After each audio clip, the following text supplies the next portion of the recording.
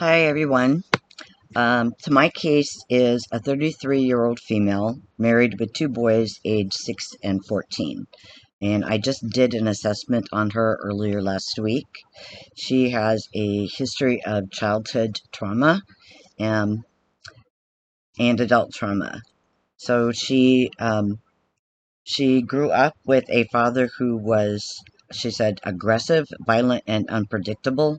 He was not physically abusive to anyone in the family, but he would fly into rages with no provocation.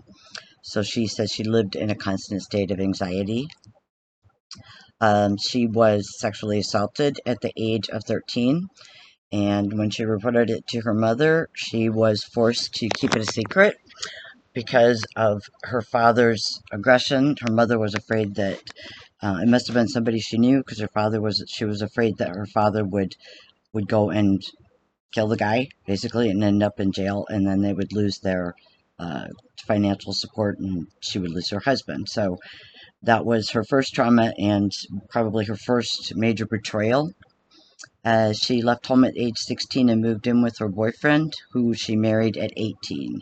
She had her first child before she was 19, and he was diagnosed with stage 4 neuroblastoma right after birth. He survived that, but that was also a major traumatic event.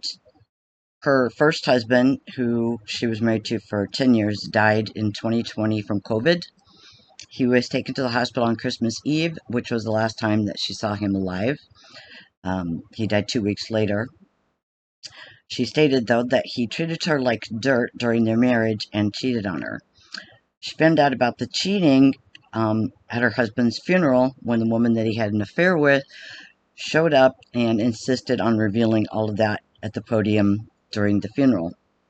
Um, she married her current husband 2 months after the death of her first husband. She stated that it was because she was just lost and a basket case, and he was supportive, and I guess she needed that. She was probably afraid with 2 kids how she'd support herself, and so she panicked and married him. They're still married, but they have issues, and I guess he cheated on her also. They were assessed for couples counseling last February, but after the assessment, they never came back. Um, she used to work as a phlebotomist in a hospital, but she quit that after a couple of years ago because she said that working in the ICU triggered too many memories of her husband's death. Um, so I diagnosed her with anxiety disorder unspecified because she didn't meet the full criteria for PTSD, and persistent complex bereavement disorder. So she did meet more than 3 of the necessary criteria for that. She's still mourning her husband. She has unresolved grief. Um, she thinks about him, talks about him still a lot, and this is also causing problems with her new husband, um, with issues of jealousy, I guess. So I had initially considered trauma-focused CBT, but after reviewing this assessment over and over again for this assignment, I began to feel that her issues were more emotional than cognitive. She didn't really display any evidence of any cognitive distortions or negative thinking, but she I don't believe that she has processed any of her emotions from all of these traumas and crises and betrayals, and she just hasn't dealt with it. So I decided to go with emotional focused individual therapy, which is a short term focused intervention that's often used to treat depression, anxiety, and PTSD. It is a person centered approach that focuses on emotions rather than problems, and approach instead of avoidance. My client has a lot of unresolved feelings of anger, resentment, and betrayal towards her father, her mother, her deceased husband, and even herself. She's also harboring a lot of guilt towards her children for not being emotionally present following the death of her husband, and for her choice to remarry right away. She appears to be caught in a vicious cycle of suppression, avoidance, and reactive escalation. The key components of EFIT are openness, trust, sharing, safety, unconditional positive regard, empathy, and active, directive, continuous, and reinforcing validation. That validation is like really, really major. Where the goal of TFCBT is to identify and restructure irrational and self-defeating thoughts, the goal of EFIT is to identify, process, and normalize core negative emotions such as fear, anger, shame, guilt, and make them more tolerable. Through focused reflection, the clients become more prepared to handle future challenges. So EFT, there's besides the validation and providing a safe space and showing interest in listening to the person talk about their trauma and their issues, um, there are other techniques or other things that go with it, like role playing, um, exposure, imagining, and mindfulness techniques and relaxation techniques. So it's very similar in some ways to CBT, but it's more emotional focused than it is cognition focused. So I'm going to learn more about this, talk it over in supervision, and we'll see if I'm going to move forward with this next week when we create our treatment plan. So maybe I'll let you guys know if I get a chance. Thanks. Oh my god, I went through the whole thing and you didn't even record. You said I didn't have it on record. My god, I hate myself. Crap. Shit. Hi guys. Okay, so my case is a 33-year-old female that I just did an assessment on last week. She is married, her second marriage, and she has two boys, ages 6 and 14. She has a long history of trauma and betrayal. Um, she grew up until age 16 in a house with a father who was, as she described, aggressive, violent, and unpredictable. He wasn't physically abusive towards her or her siblings or her mother, but he would fly into rages and like punch holes in the walls, um, that kind of thing. And so she says that she lived in a constant state of anxiety.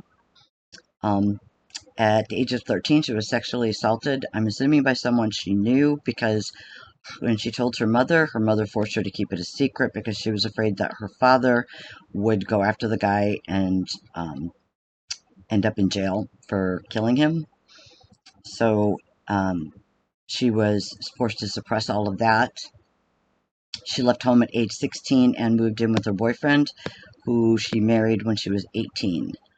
She also had her first child when she was 18, and that child was diagnosed at birth with stage 4 neuroblastoma, which he responded to treatment and he survived, but that was still a major trauma. Her first husband died from COVID in 2020. He was admitted to the hospital on Christmas Eve that year, and that was the last time that she saw him alive. He died 2 weeks later. She stated that he treated her like shit like dirt during their marriage and cheated on her. She found out that her husband had been having an affair at his funeral when the other woman showed up and went up to the podium and decided to tell everybody about it, and demanded some of his ashes. So that was also traumatic. She got married to her current husband 2 months after her husband's death. Um, she, I guess, was panicked and uh, not in her right mind, and she needed support, emotional support, financial support, and when he showed up and offered her all that, she took him up on it. They're still together, but I guess he also cheated on her, and they came in last year in February to seek couples counseling, but they never returned after the first assessment. She used to work as a phlebotomist in a hospital, but she quit last year because she said working in the ICU triggered too many um, emotional uh, emotions, like due to her husband's death, her first husband's death and illness. So I diagnosed her with anxiety disorder unspecified because she didn't meet the full criteria for PTSD, and persistent complex bereavement disorder, which she does meet the criteria for. I had initially considered trauma-focused CBT, but after reviewing the assessment of this client and thinking about our conversation, I decided that I felt that her concerns were more emotional than cognitive. So I decided to research emotionally focused individual therapy, which is a short-term focused intervention often used to treat depression, anxiety, and PTSD. It's a person-centered approach that focuses on the emotions rather than problems, and approach rather than avoidance. So my client has a lot of unresolved feelings of anger, resentment, and betrayal towards her father, her mother, her deceased husband, and even herself. She's harboring a lot of guilt towards her children for not being emotionally present and available in the aftermath of her first husband's death. And she feels guilty for marrying her second husband. And her son, I guess her oldest son, has a lot of relationship issues with him. There's a lot of conflict. So she feels guilty about that too. She appears, from her history, she is apparently caught in a vicious cycle of suppression, avoidance, and reactive escalation. So the key components of EFIT are openness, trust, sharing, safety, unconditional positive regard, empathy, and active, directive, continuous, and reinforcing validation. That validation is major key to effective therapy. Whereas the goal of TFCBT is to identify and restructure irrational and self-defeating thoughts, the goal of EFIT is to identify, process, and normalize core negative emotions such as fear, anger, shame, guilt, and to make them more tolerable. In this way, then through focused reflection, clients are more prepared to handle future challenges. Um, I am going to run this by my supervisor next Tuesday and see if she believes that this is also an appropriate and learnable, doable intervention. And if she agrees, then I'm going to try this with my client when we make up our treatment plan. So I will let you know how that goes if I get a chance. Thanks. Bye.